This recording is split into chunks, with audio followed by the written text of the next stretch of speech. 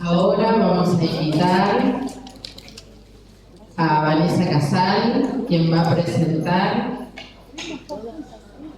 a nuestras invitadas que van a conversar en nuestra próxima mesa, las tramas de la inclusión. También las acompaña la profesora Verónica Rubler, porque esta mesa va a ser un poco exposición, un poco conversatorio, porque así es como se van construyendo las tramas. Así que bueno, bienvenidas y agradecemos muchísimo que hayan aceptado la invitación. Para nosotros es un placer y un orgullo.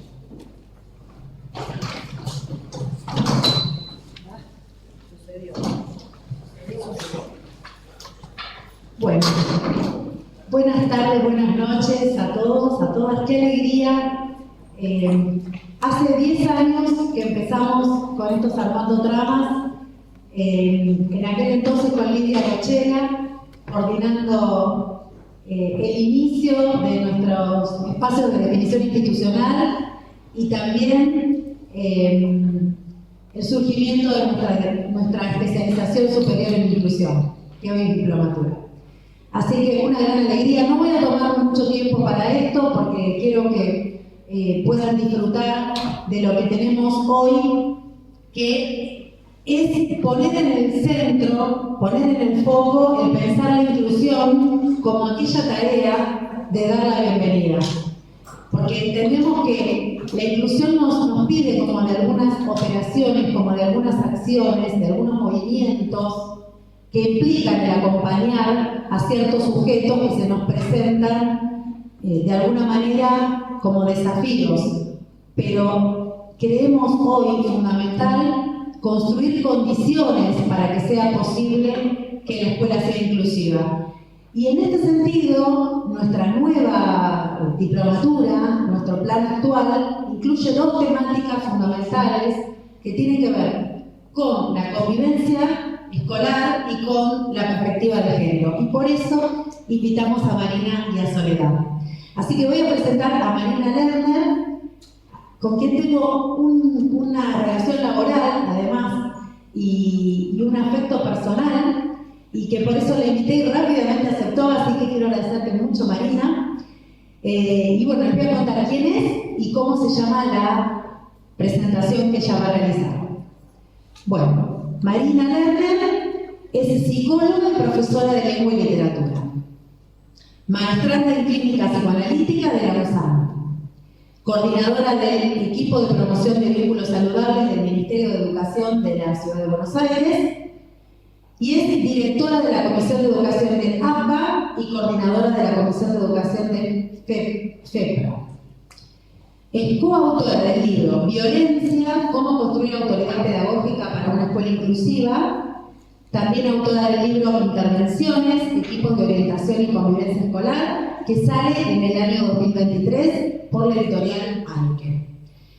Y bueno, la presentación de Marina de hoy se llama Autoridad, Trama e Inclusión Escolar en el marco de la Ley Nacional de Convivencia número 26.892. Así que adelante, bienvenida y muchas gracias.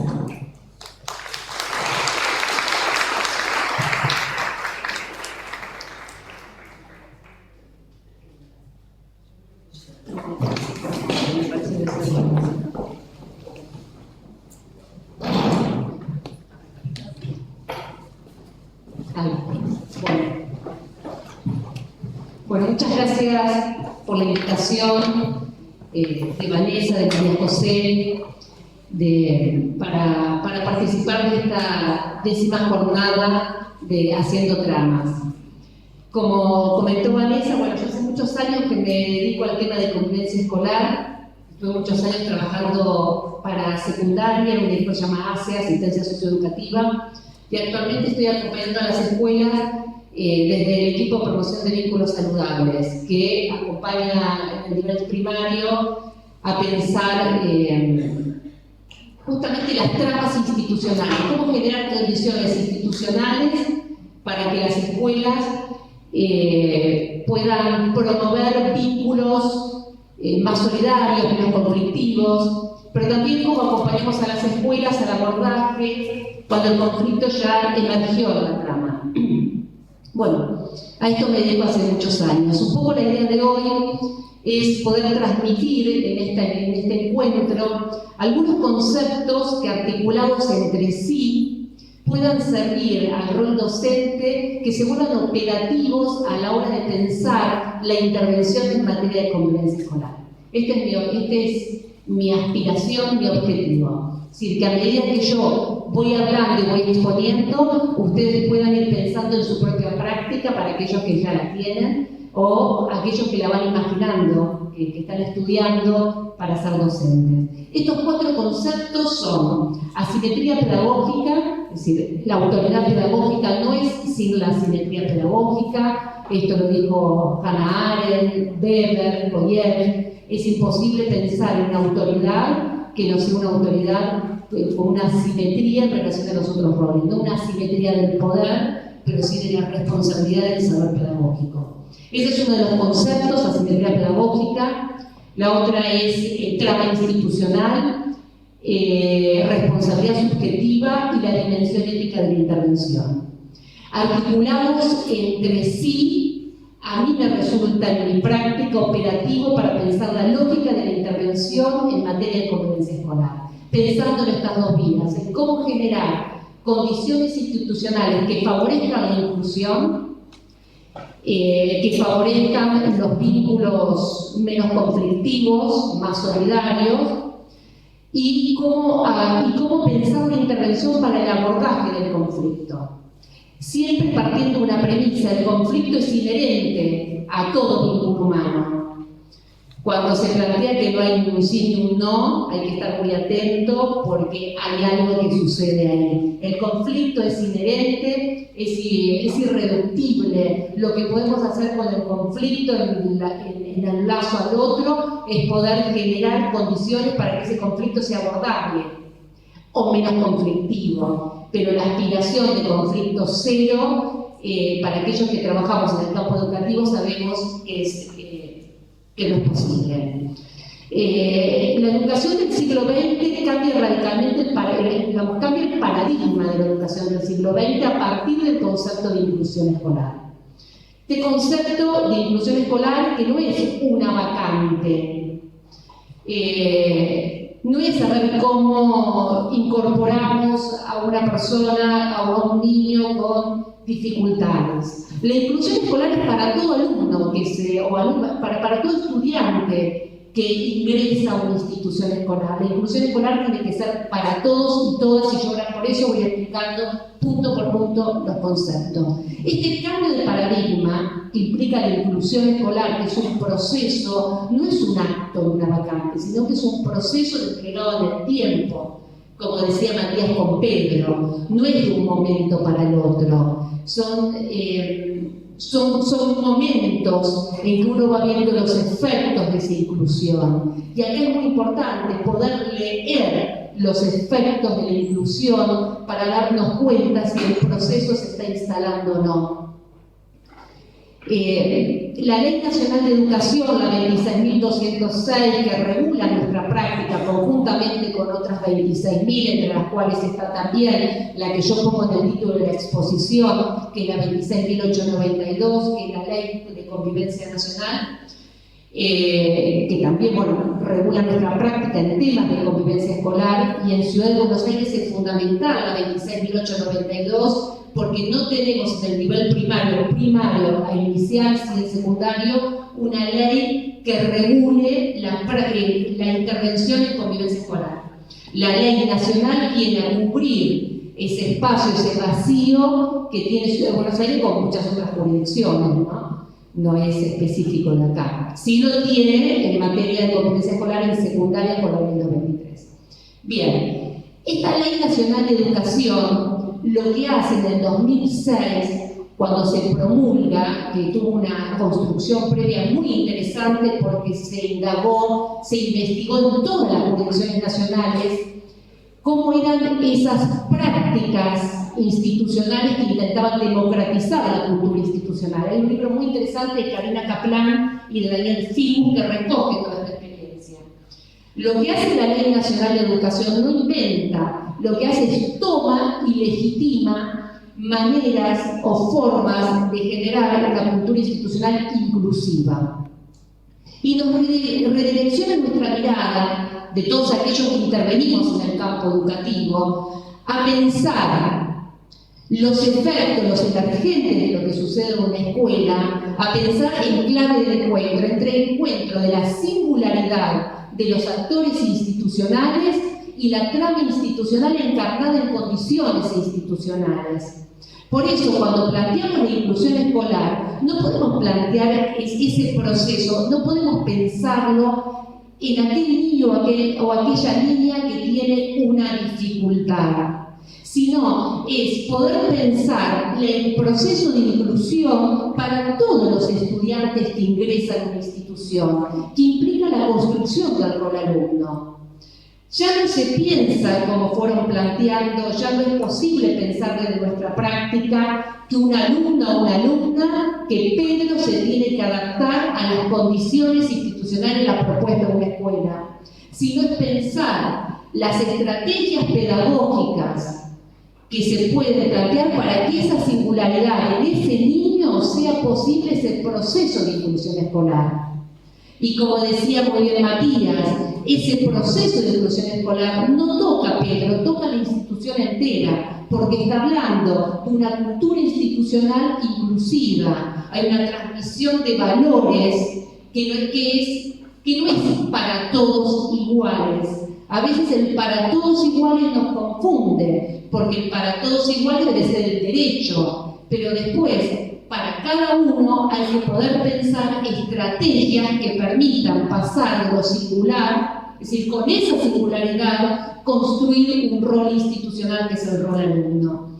Por lo tanto, en esta amplitud de lo que implica la inclusión escolar, la inclusión hay que pensarla en el uno por uno, no solamente cuando uno cree que un chico tiene una dificultad. No sé si soy clara.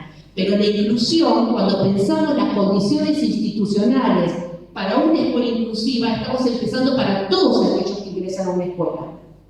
¿Por qué? Porque la ley lo que plantea, a partir de la dirección de la inclusión escolar, con el tema de pensar las estrategias pedagógicas, plantea una manera. Necesita el proceso de inclusión, necesita un tipo de autoridad pedagógica que no es la autoridad del saber todo, que es una autoridad del saber todo instituido en la escuela en la modernidad, donde era el docente, pero no solamente los docentes. Cuando hablo de autoridad, cuando hablo del lugar del adulto, me estoy refiriendo a todos aquellos que ocupamos un lugar de intervención ubicados en el saber todo. También me refiero a los equipos de orientación a los cuales se inscribe el EPBS, al equipo que coordino. Si ubicados, si el adulto, ya sea en el rol de docente, en el rol de profesional de un equipo de orientación, se ubica en un saber todo, no da lugar a la escucha de lo que es la singularidad del otro. Cuando yo venía con otro ejemplo, pero me viene muy bien porque Matías desplegó uno con Pedro, pero son las condiciones institucionales, es decir, es repensar qué ofrezco para que el otro pueda.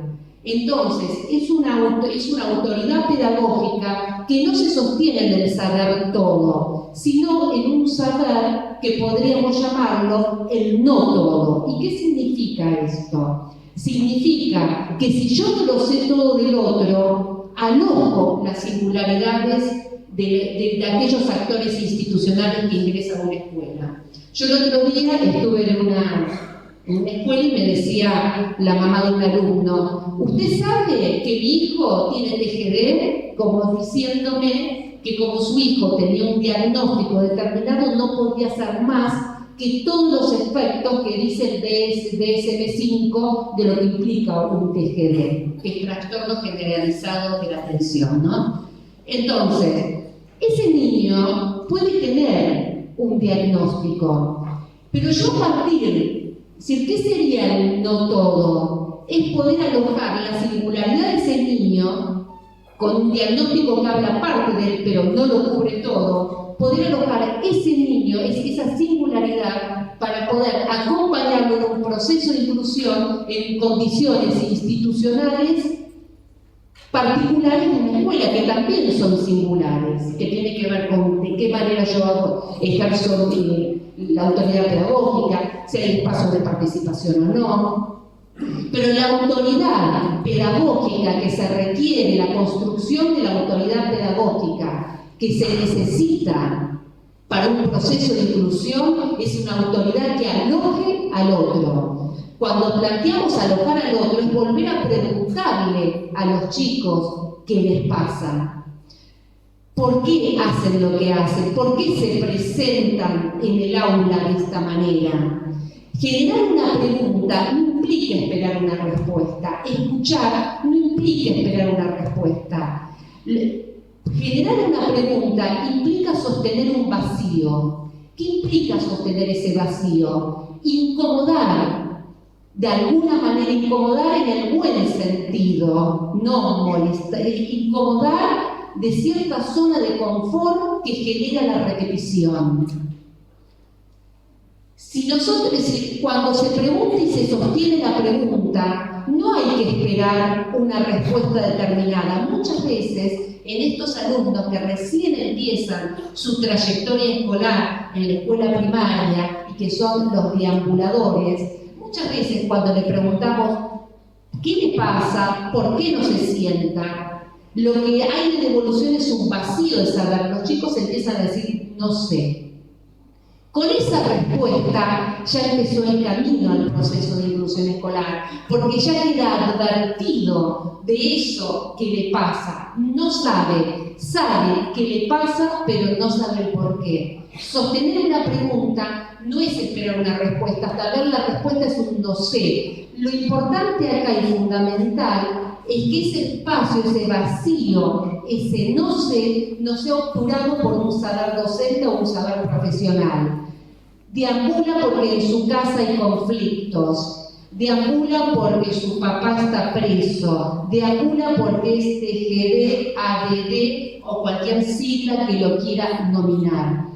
Cuando se obtura ese saber del alumno o de la alumna, lo que estamos obturando es el proceso, es el que el niño, la niña o el joven quede advertido de lo que le pasa y quede una dificultad en el proceso de inclusión escolar. Después ustedes me irán diciendo si hay alguna cuestión que no queda clara. Cuando planteé al principio los 4 conceptos, que digo de la simetría pedagógica, la que da lugar a la autoridad pedagógica, es una simetría pedagógica, que fíjense que lo que yo voy planteando, que es lo que plantean las leyes que regulan nuestra práctica, es una simetría de responsabilidad, no es una simetría del poder. Es una simetría que se sostiene en una posibilidad de escuchar al otro, porque también es el camino posible para la legitimación de la autoridad pedagógica. La ley, cuando plantea esto, lo que está también tomando es una dificultad de época. La dificultad de época que se presenta, pero no hoy, sino que se presenta desde el siglo XX, por eso en la década del 80 ya empiezan a producirse textos que conversan sobre la autoridad. Antes no se conversaba de esto, se conversa porque justamente ocupar el lugar de la autoridad hoy no es sencillo, mucho más difícil después de la pandemia. Ahora, lo que plantea Goyer en el texto que habla sobre la noción de la autoridad es que uno no porta la autoridad. El docente cuando llega al aula no porta la autoridad. Es la comunidad educativa, es el grupo de alumnos, es el grado que se la da o no. Un equipo de conducción con sus docentes, un profesional que interviene en un equipo de orientación por pertenecer al equipo, no es autoridad de nada. Solamente en acto se constituye esa autoridad si el otro legitima. Lo que plantea la ley es articulación entre autoridad pedagógica y participación escolar genera una articulación fundamental hoy. Foucault decía, vivimos una época que no es del sujeto del deber, es del sujeto del poder. La subjetividad pertenece al sujeto del poder, es un sujeto que no le gusta la imposición. Por lo tanto, cuando se generan las condiciones, es una autoridad que para ser legitimada como autoridad es fundamental que en sus decisiones finales, ya sea en el grado de autoridad que esté, ¿no?, de docente, de tipo conducción, supervisión, profesionales, lo que sea, en la decisión final se dé cuenta de que escuchó a la comunidad educativa y la contempla en esas decisiones. No sé si soy clara, pero son decisiones finales donde la comunidad educativa debe sentirse parte de esas decisiones. Esto no significa un cogobierno, significa tomar decisiones que involucran a la cultura institucional y que se construyen de manera colectiva. El ejemplo claro son cuando trabajamos, y acá trabajamos mucho con Vanessa, con el tema de los facilitadores de la convivencia escolar, que fue un programa que implementó Ciudad de Buenos Aires con respecto a la Ley Nacional, a la Ley de Convivencia. Se implementó del 2006 al 2020, donde se acompañó a las escuelas a la construcción de los acuerdos escolares, los consejos de aula, etc. Cuando se empezaron con las escuelas a construir los acuerdos, la autoridad pedagógica no renunciaba a determinados no. Los equipos de conducción definían, por ejemplo, que en esta escuela no se corre porque ediliciamente no es posible, porque va a haber muchos niños lastimados, porque entre grandes y chicos, bueno, lo que sabemos que pasan en las escuelas. Pero ese no explicado desde lo pedagógico del cuidado habilitaba una construcción de colectivas, si esto no, que sí se construía con los alumnos. Entonces, el acuerdo final contemplaba no lo que pensaba la directora o la maestra, sino lo que pensaba la comunidad educativa de cómo debían ser los recreos. Ese fue un ejemplo claro que propuso a nivel primario la implementación y la institucionalización de la ley, donde se ve claramente una autoridad pedagógica que asume su lugar, que dice esto no, pero que al mismo tiempo genera un espacio para escuchar y poder definir. ¿Cómo va el tiempo? Bueno, ahora voy a ir avanzando para ir cerrando. Por un lado tenemos una simetría pedagógica que da lugar a la autoridad. Esta autoridad que tiene, digamos, existe la diferencia entre una intervención moral o una intervención en su dimensión ética, que es radicalmente diferente. Lo moral es lo que divide entre el bien y el mal. Cuando un chico se burla, le decimos eso está mal, el chico ya lo sabe que ya está mal. Es decir, cuando se convoca a la familia porque el hijo pega, la madre sabe que está mal, el chico sabe que está mal, pero que hay algo que no regula ahí. La dimensión ética de la intervención tiene que ver con todo esto que venimos diciendo desde que habló Alejandra, que habló Vanessa, habló Matías, habló Andrea, que habló también María José. La dimensión ética de la intervención es cuando se genera el espacio y se lo convoca al otro como sujeto. Convocar al otro como sujeto es preguntarle qué le pasa y esperar que el otro conteste, no contestar uno. Cuando uno logra convocar al otro como sujeto, por lo menos generar el espacio, lo que se está planteando es que ese niño, esa niña, ese joven o esa joven pueda ir asumiendo su lugar en su acto y en su decir. No es lo mismo decirle, le pasa porque tiene un diagnóstico, lo hace porque tiene un diagnóstico, caso cerrado, no hay lugar para la intervención ni del docente ni de los profesionales que intervenimos. Y eso es una intervención objetivante. Yo le explico por qué le pasa. Te pasa por esto, ya está. Si se generan ahí malestares y zonas de confort también, porque me pasa por esto, yo qué tengo que ver acá. Una intervención en su dimensión ética es una intervención que lo que apunta es a generar condiciones para que ese estudiante pueda dar cuenta de involucrarse en su hacer y en su decir, en la asunción de la responsabilidad frente al acto, que no es lo mismo que la culpa. La culpa es otra dirección. La culpa es, me siento culpable porque hice algo mal. Está relacionado con esa dimensión moral, que no dejamos de lado, porque cuando yo le digo a un chico, a ver, ¿por qué le pegaste a tu compañero? Ya hay algo del bien y el mal que se juega. Pero pregunto, a ver, ¿por qué? ¿Qué te pasa? Cuando amplío esa escena escolar, intento saber más para poder intervenir.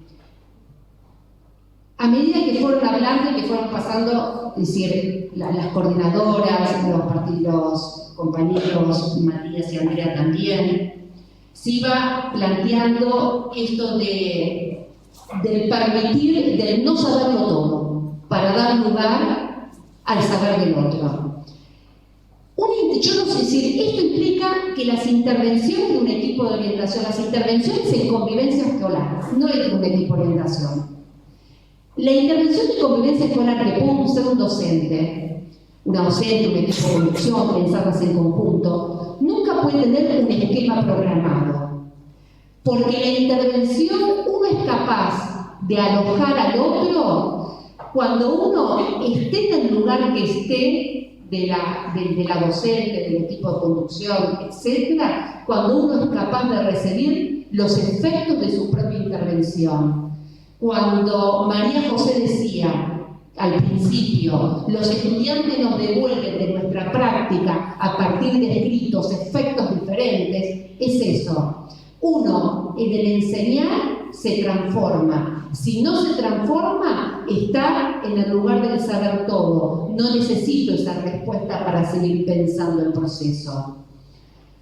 Cierro con que tal vez sería para ampliarlo un poco más, pero quiero plantear esto de la trama institucional, que es el cuarto concepto, ¿no? Asimetría, responsabilidad, también trama institucional. Y la dimensión ética. Todo esto se juega en una trama institucional. Todo esto que estoy hablando se juega en una trama institucional. Y la trama institucional es una articulación de roles con sus funciones determinados. ¿Qué es? Un rol es exactamente lo que el otro no es.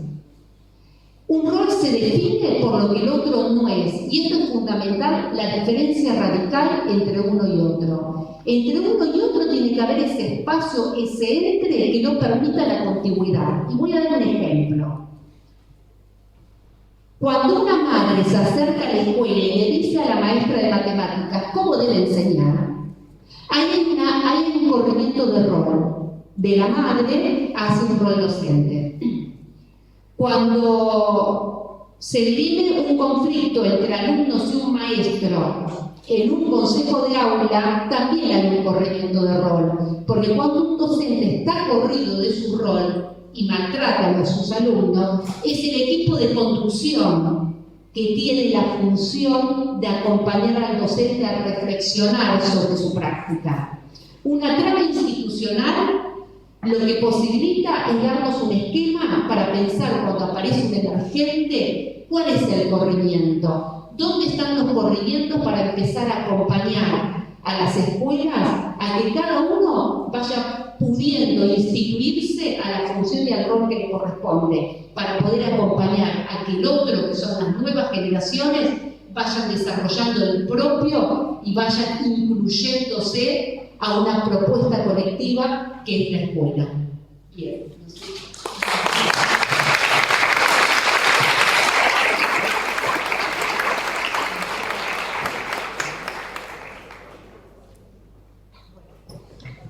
La verdad que me quedé como en el recorrido que fue haciendo Marina, como muy intenso, ¿sí? Muy profundo y de mucho concepto. Así que espero que lo hayan podido aprovechar del mismo modo. Muchas gracias, me gustó mucho. Lo que vamos a escuchar ahora, en esto que Marina planteaba del no todo, a mí me venía como esta idea de que las intersecciones son una forma de pensar el no todo, quizás desde otros marcos teóricos, de otra manera, pero una manera de asumir que para hacer frente a la época, a la inclusión, al transitar hoy las instituciones, es necesario el armado de esta trama y en esta clave interseccional. Que esto me lo enseña muy bien Verónica Rubler cada vez que nos encontramos. Así que ahora vamos a tener un segundo momento, en el que invitamos a María Soledad Gelbes.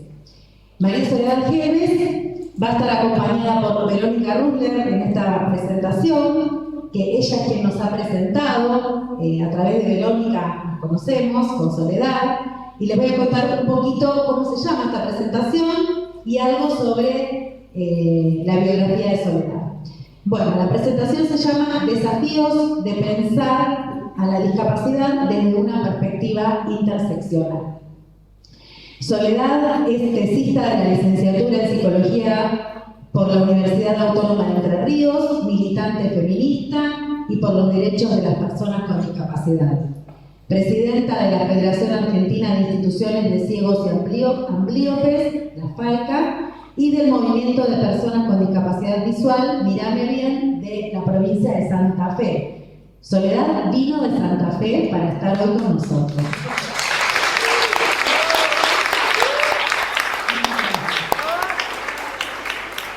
Nos va a acompañar la magíster Verónica Rubler, profesora nuestra de la casa, de la diplomatura, de la formación docente del PEI, y bueno, ella es licenciada en Ciencias de la Educación y magíster en Ciencias Sociales por Flaxo, también una militante de los temas de discapacidad, coordinadora del programa de discapacidad en la Facultad de Filosofía y Letras.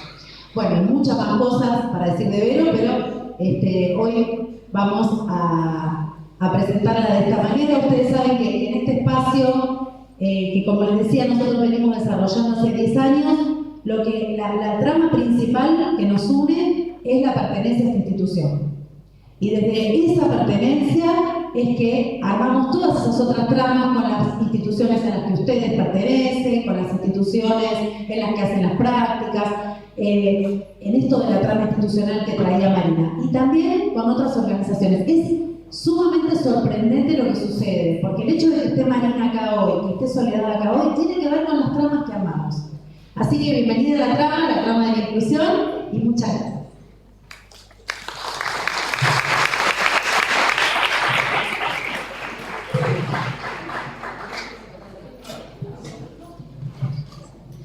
Bueno, buenas tardes a todas, todos y todes. La verdad que, la agradecida soy yo, un placer acompañarles en esta actividad, ser parte. Antes que nada decir, porque después de escuchar a Marina, después de escuchar a los compañeros también, pero después de escuchar a Marina, la verdad, siento que al psicoanálisis lo vuelvo a elegir, eso debe ser el amor, o sea, qué placer. Orientación psicoanalítica por acá. Bueno, contarles que titulé mi presentación Desafíos de pensar a la discapacidad desde una perspectiva interseccional porque me puse muy contenta cuando me enteré que se había incluido la perspectiva de género desde una perspectiva interseccional y que así se pensaba también incluir a la discapacidad en este proceso de formación, en estos procesos de formación que tienen en el espacio. Pero dije, no es una tarea fácil, porque pensemos que la discapacidad en sí, como concepto y como campo, nos presenta como dificultades para pensarla de manera integral. Necesitamos recortar. Fíjense que se nos presenta como un inabarcable, no decimos la discapacidad. ¿Desde dónde la tomamos para empezar a poder pensar? Porque podemos saber más o menos qué es o quiénes son las personas con discapacidad. Y a partir de ahí hacer diferentes lecturas y podemos preguntarnos qué es la discapacidad. Si yo lo preguntara ahora acá, para cada uno, cada una, sería tendría una respuesta distinta, una condición, una característica. Nos remitimos a la convención y decimos, no, persona con discapacidad es aquella que deficiencia, etcétera, sumada a las barreras, ¿no? Hacemos la fácil, nos remitimos a la convención y decimos, discapacidad más o menos por acá. Bueno, para pensar la discapacidad como concepto y como campo y hacer este recorte, nos valimos de algunos otros conceptos asociados. La inclusión es uno, que hoy se habló muchísimo de este tema, ¿no? Por algo hablamos de la trama de la inclusión y está buenísimo pensarlo como red, como tejido. La figura está muy buena.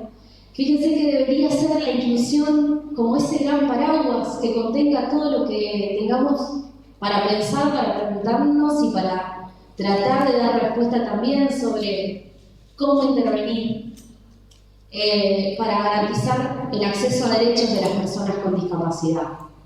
Pero casi siempre cuando pensamos en inclusión educativa. No voy a decir que siempre, pero generalmente se nos va por ahí el pensamiento. Cuando pensamos en clave de inclusión. Y si no, pensamos en entornos inclusivos, que muchas veces son entornos segregados. Le llamamos baile inclusivo a un simulacro que se arma en un espacio que dispone el municipio de X lugar a las 2 de la tarde, a las 4 iba a decir yo, me ganaste, está bien, perfecto, a las 4 de la tarde, a las 2 de la tarde, por supuesto sin alcohol, donde, claramente, chicos, hay que portarse bien, y con personas con discapacidad de todas las edades, donde solo interactúan entre las propias personas con discapacidad, y le llamamos baile por la inclusión. ¿Sí? Entonces, ¿a cuántos entornos les estaremos llamando inclusivos mientras son entornos segregados? Pero esto es uno de los conceptos que nos ayuda como a pensar un poco la discapacidad, hacer un recorte respecto del campo y el concepto de la discapacidad. Podría ir por acá. La inclusión es un concepto fundamental y lo que hagamos para intervenir y generar entornos inclusivos y acceso a derechos será bienvenido. Hoy escuchamos sobre buenas prácticas, Andrea y Matías nos dieron ejemplos de buenas prácticas, seguramente habrá muchas otras, y son para celebrar, pero muchas veces quedan reducidas a casos puntuales, ¿no? No podemos atravesar esa barrera del caso puntual o de la institución puntual que tuvo una escucha atenta y empezó a generar intervenciones en base a esa escucha atenta, a esa decisión ética y política de decir a la institución esto la tiene que atravesar por completo a todas aquellas personas que trabajan, que intervienen en la institución, que colaboran y que le dan cuerpo, ¿no? Y que le dan vida. Otra de las aristas desde donde podemos pensar la discapacidad para tratar de que ese inabarcable que es, lo rodeemos y le encontremos un poco más de sentido, es el de la accesibilidad. Este está muy bueno porque da un montón de respuestas, ¿no es cierto? La accesibilidad tranquiliza, fíjense una cosa, ¿qué es accesibilidad? Garantizarle materiales a un estudiante, materiales accesibles,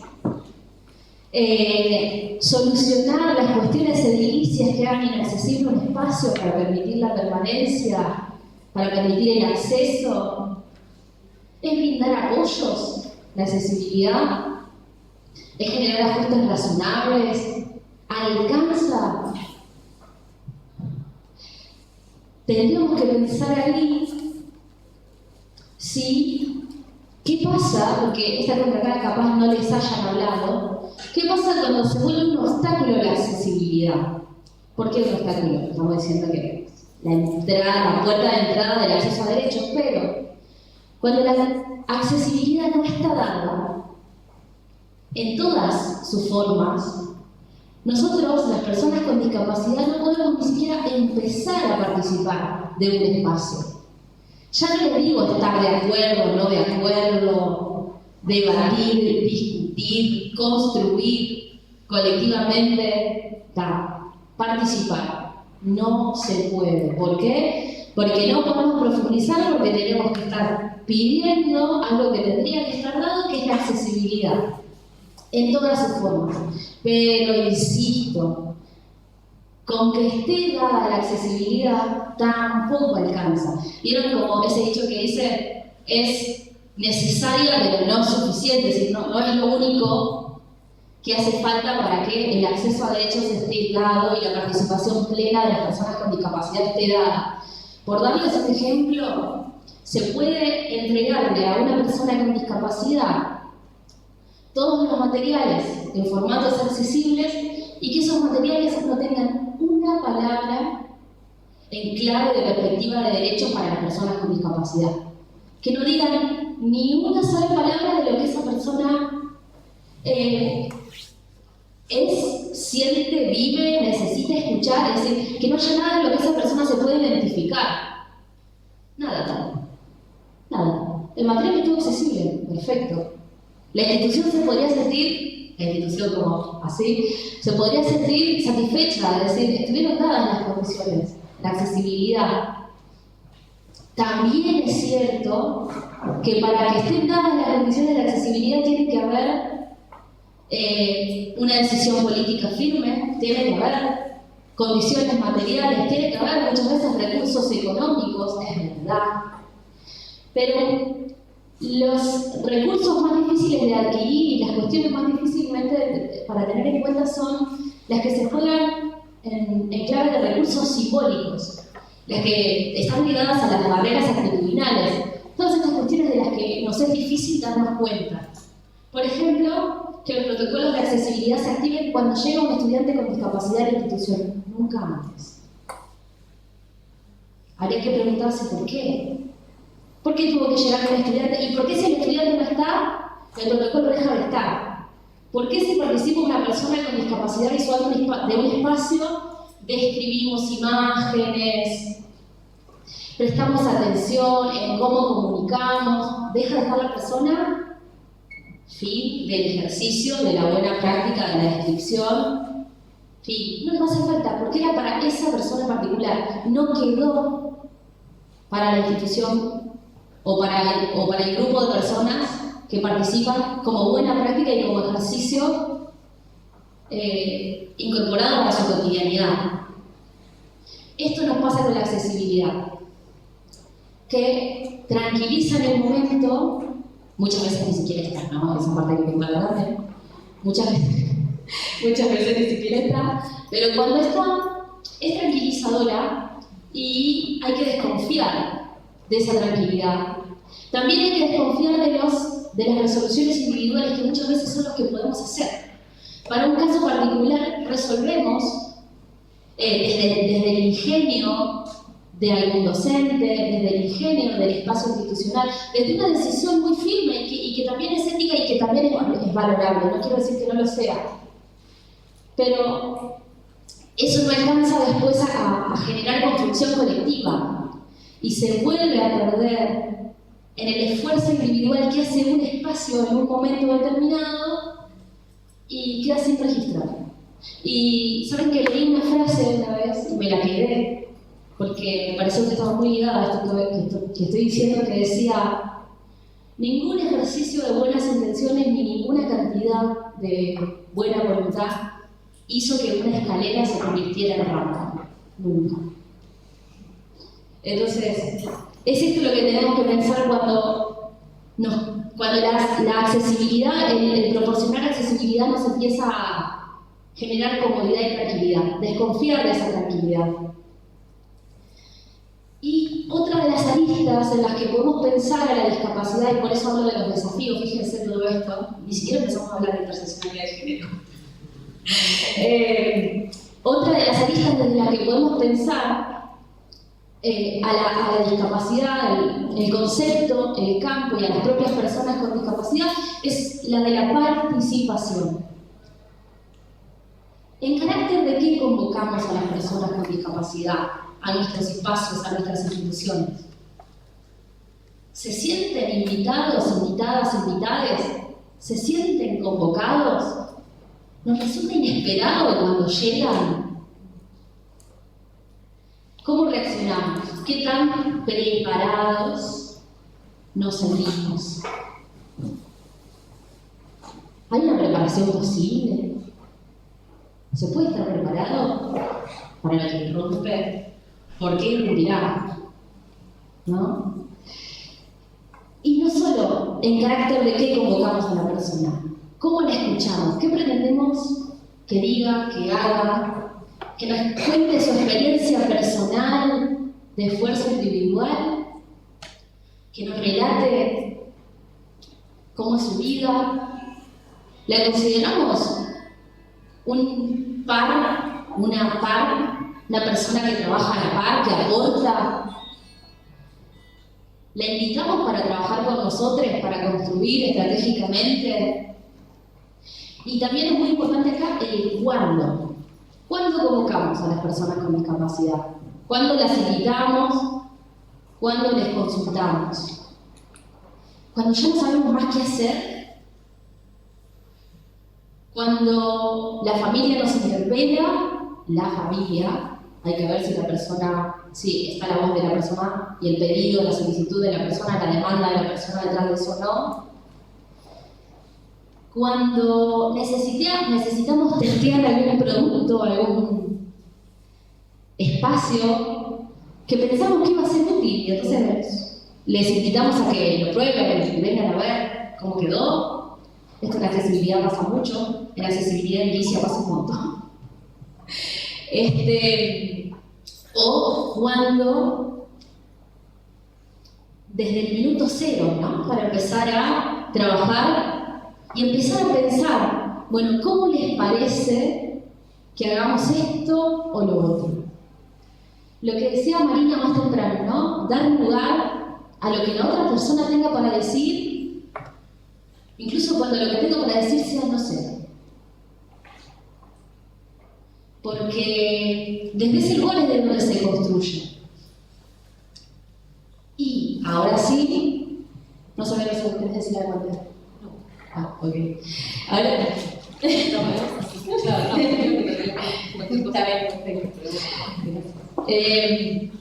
Ahora sí les cuento por qué me parece desafiante la tarea de pensar la discapacidad en clave interseccional teniendo en cuenta la perspectiva de género.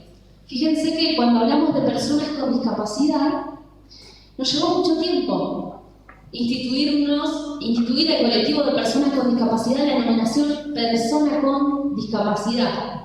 Fue toda una labor, toda una lucha política que implicó que se nos deje de llamar, y todavía cuesta, ojo, no es que está súper resuelto, tranquilo, coexisten, pero cada vez por suerte está más.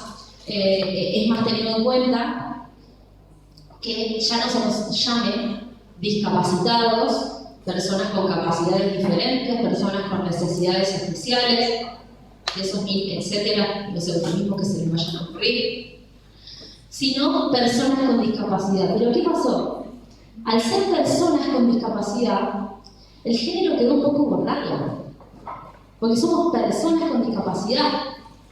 A lo sumo, se puede dividir medio cronológicamente, niñas con discapacidad, adolescentes, jóvenes, adultos con discapacidad, fin, con suerte. Igual, infantilización mediante, todos tenemos edades bien definidas, ¿no? Entonces, ese es un primer obstáculo al momento de pensar la perspectiva de discapacidad y la perspectiva de género interseccionando. Que el género de las personas con discapacidad está un poco borrado y por tanto los factores de opresión que se articulan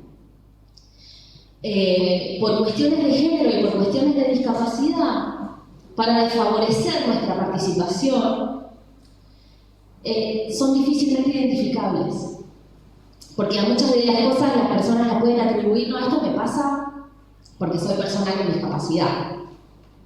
No, esto me pasa porque por cuestión de género. Las cuestiones de género cuesta mucho que se identifiquen.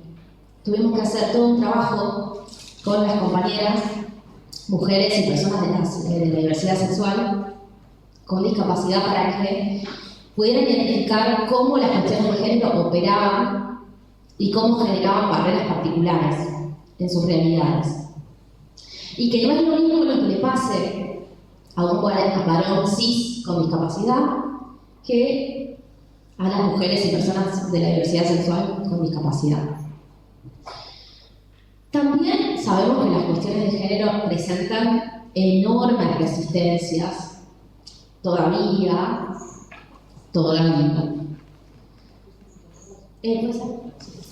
Entonces, nos pasa que, claro, hay algunas personas que se están pudiendo pensar de manera crítica y de hecho en las organizaciones algunas pueden empezar a pensarse y a pensar su trabajo en clave de perspectiva de género también, y hay otras que no.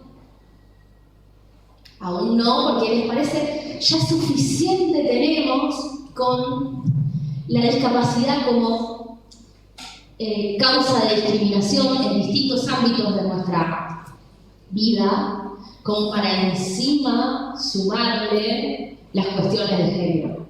Y otros dicen no, porque las cuestiones de género nos distraen. En lo que tenemos que se empieza a discutir la prioridad, qué es lo más importante y qué es lo menos importante. Las cuestiones que tienen que ver con la discapacidad, las cuestiones que tienen que ver con el género. Cuesta mucho integrar, pensarlo de una manera integral al trabajo. Y por tanto, a la labor de incidencia, ¿no? Y después, por supuesto, porque patriarcado trabajando, las mujeres y personas de la diversidad sexual participan mucho menos de los espacios de construcción colectiva y de participación política de los movimientos de personas con discapacidad. Mucho menos.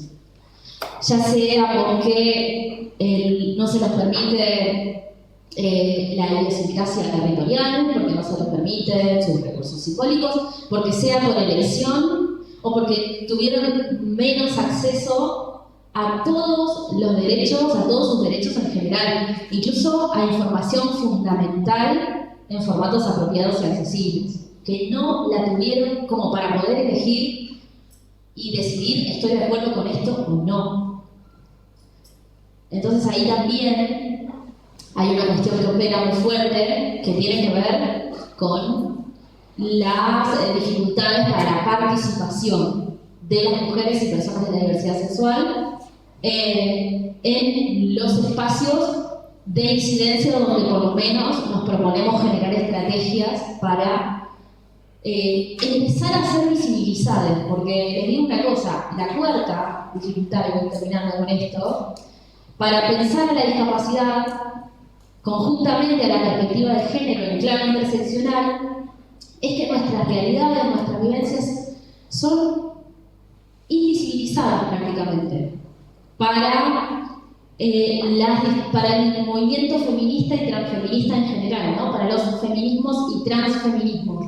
No solo para las políticas públicas y las decisiones que se toman desde el Estado, también para los movimientos sociales que han sido rupturistas.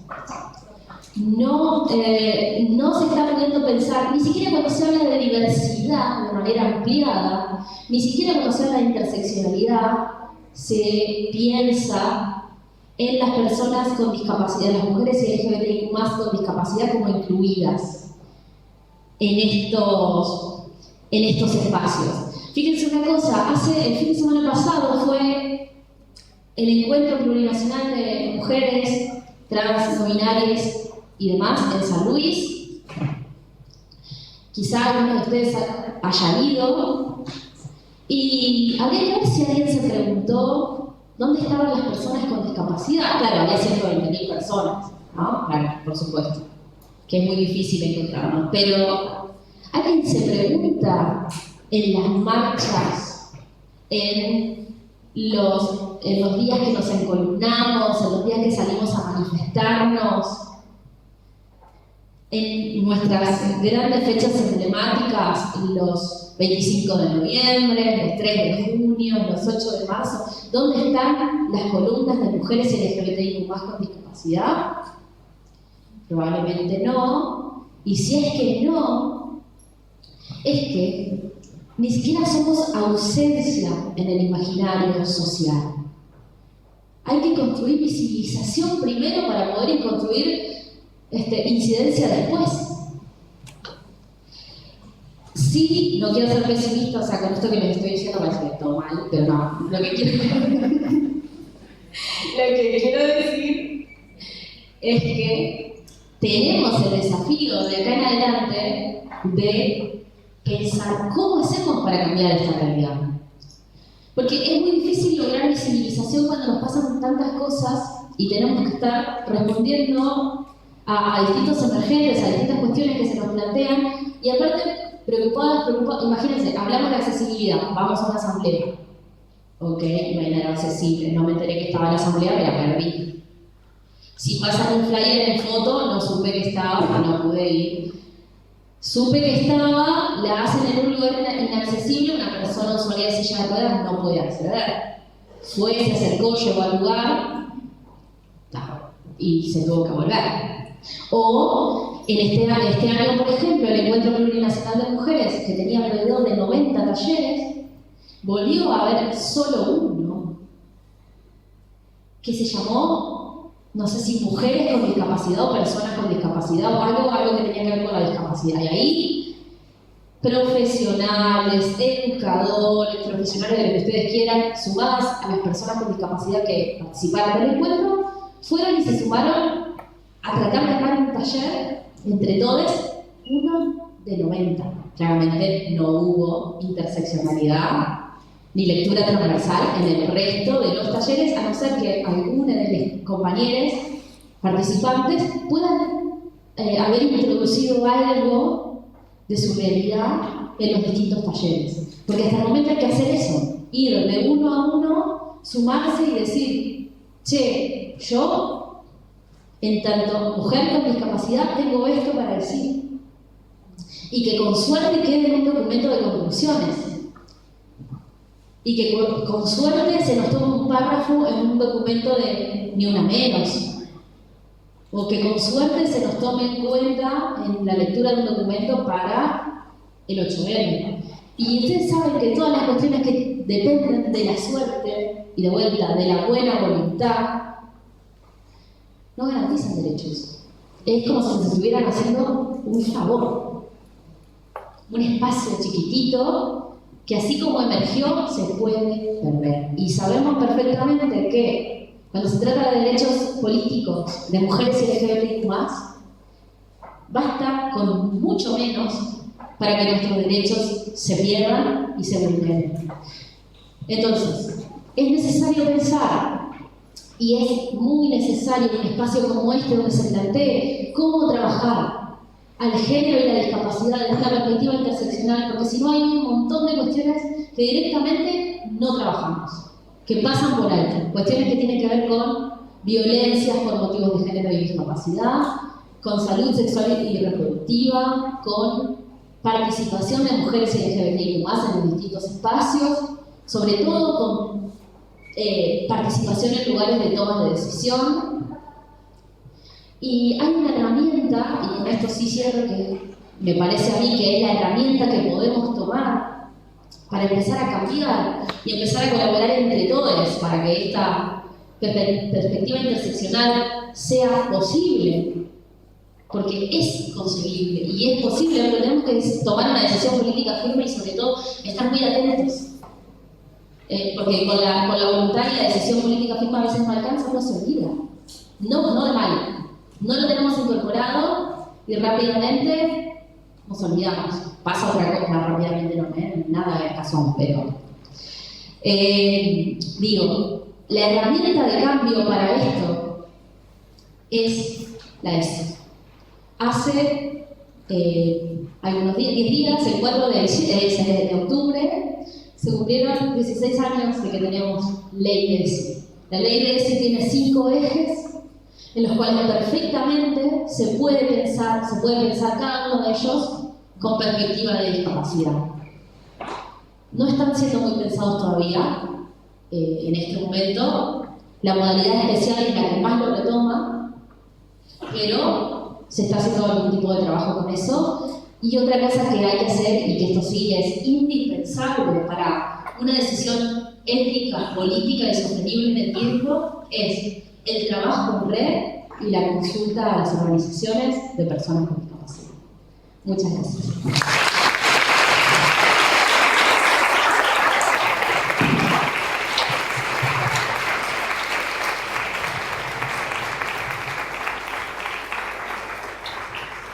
Quiero decir dos palabras nada más. Primero, bueno, estoy contenta y emocionada de estar acá con mis compañeras de esta mesa, en este Normal 6 tan querido, como decía Vanessa, de una institución que convoca y que te pones la camiseta, ¿no? Llegás y ya en pocos días estás con la camiseta y que va enredando justamente, que va tramando con espacios permanentemente, ¿no? Como lo vamos tramando. Y bueno, y contenta y agradecida, Sole, que hayas podido tocar. Realmente pensamos que era medio un sueño en un momento, ¿no? Como que decíamos, de Santa Fe, como hará, ¿no? Y bueno, ya está, estuvo Sole acá, nos dejó me caló lo de no constituir ausencia, me caló materialmente, simbólicamente, y me hizo como un dolor acá adentro. Pero, y bueno, es algo que también para llevarnos, ¿no? Para pensar. Pero también celebro y agradezco que nos dejás también muchas puertas abiertas, ventanas, propuestas, y sobre todo esta idea de desafío, ¿no? De la interseccionalidad, la transversalización, que tenemos, creo que el privilegio de poder pensar en un espacio, en un trayecto como es nuestra diplo, o sea, ahí tenemos una posibilidad de construir esta interseccionalidad, la haremos mejor, o saldrá mejor un año, otro, con más aciertos, pero bueno, por lo pronto es un proyecto que tiene un lugar de donde poder agarrarnos entre todas, ¿no? Todos quienes conformamos el espacio, el trayecto, y como proyecto pedagógico, ético y político de Normal 6. Así que bueno, feliz.